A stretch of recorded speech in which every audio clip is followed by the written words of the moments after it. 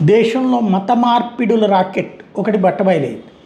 క్రైస్తవంలోకి హిందువుల్ని మార్చడానికి గాను అమెరికా నుండి ఫండింగ్ వస్తున్నటువంటి వ్యవహారం షహజాన్పూర్లో బయటపడింది.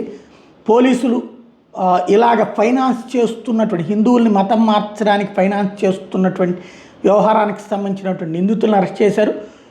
అమెరికా బేస్డ్ ఏజెన్సీ ఒకటి టెక్సాస్ నుంచి కాన్పూర్లో ఉండేటువంటి ఒక వ్యక్తికి ఈ డబ్బులు పంపిస్తుంది, రూట్ చేస్తుంది. లోకల్ నెట్వర్క్స్ ద్వారా ఈ విషయం బయటకు వచ్చింది.